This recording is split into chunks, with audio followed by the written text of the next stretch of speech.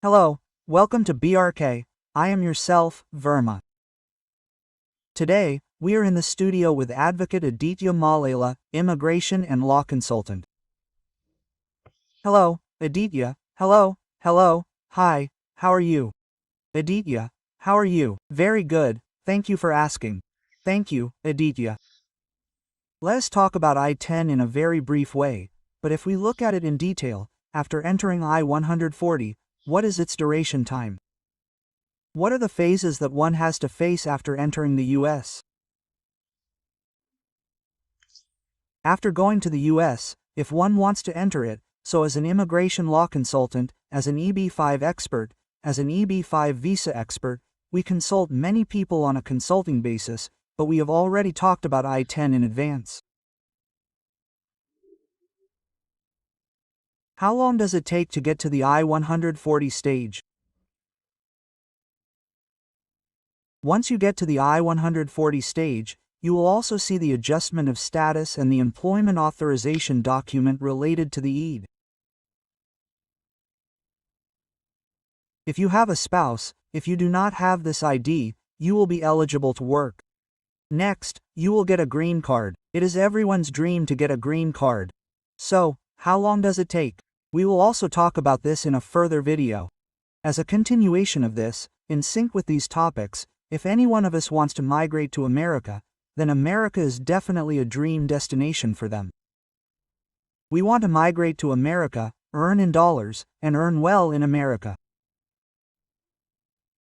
There is potential because it is a land of opportunities, and despite any negative situations, they definitely think that they should go and settle in the US.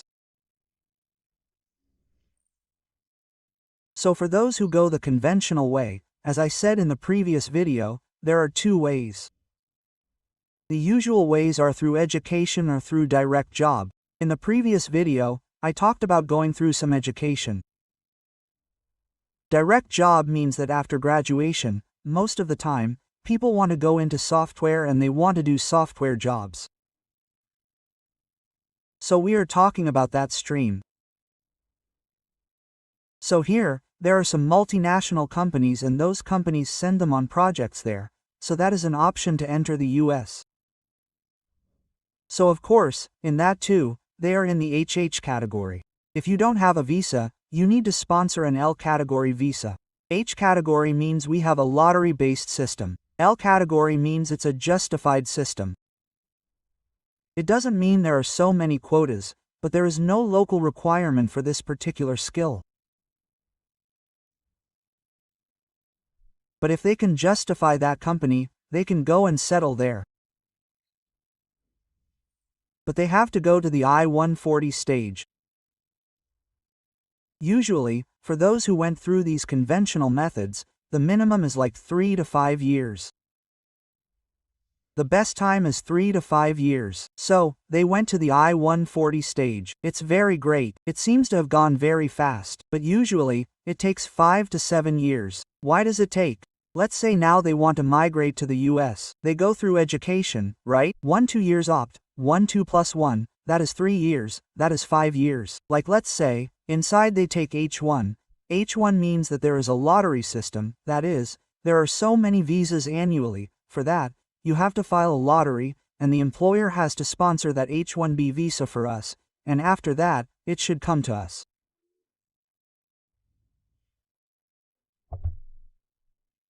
So after we come, we definitely have to convince that employer in that company, that is, we have to convince them to sponsor us for a green card, so we have to enter I-140, that is, it takes a minimum duration of 5 to 7 years, but if I-140 is approved, it does not mean that we have received a green card.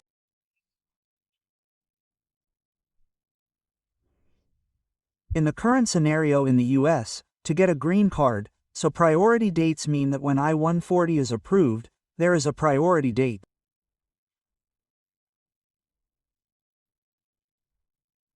It is fixed, so we file an I-485 application related to adjustment of status, that is, based on our employer being ready to sponsor us for a green card, we fix a priority date for us, but based on the priority dates, almost in the current situation in the US, it takes a long time to get a green card, a long time, starting like a minimum of, expected, minimum of 25 years to minimum 50 years, that is a minimum, but it is unusual.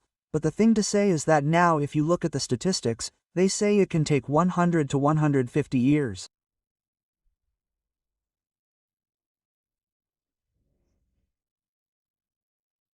So again, there are many categories in it. So for those who are approved for I-10, what is their advantage? For those who work on H1, H1B. When the I-140 is approved, they can work endlessly in the US. That's a major advantage. Even if their green card takes 100 years to get, let's say it takes 50 years. They can work for 50 years without losing their job to get the green card.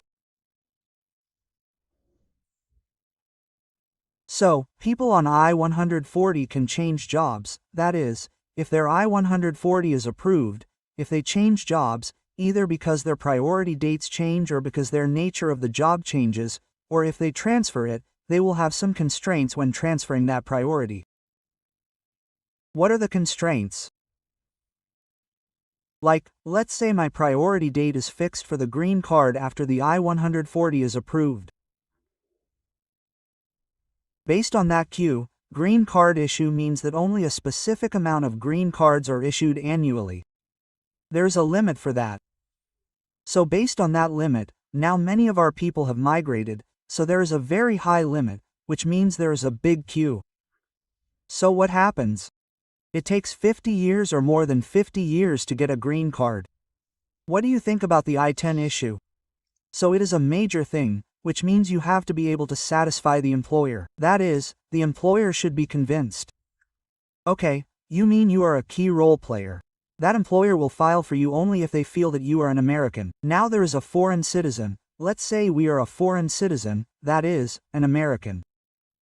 But for an American, they don't need all this particular thing. There is no necessity because we are foreigners, we are aliens, so we are foreign aliens. In their opinion, that is, since they are from a different country, there is no separate work license there. Otherwise there are no approvals to stay there, no employer sponsorship, but all of that is a necessity. So, think of it as a 1-year, 2-year or 3-year process for them to do it. They don't just do it when you have proven your skills, when they have a necessity for them, unless and until, that is, if you don't have them, this project won't go ahead. They do it when they feel that, okay, based on that, they tell you that your employee sponsored you for a green card.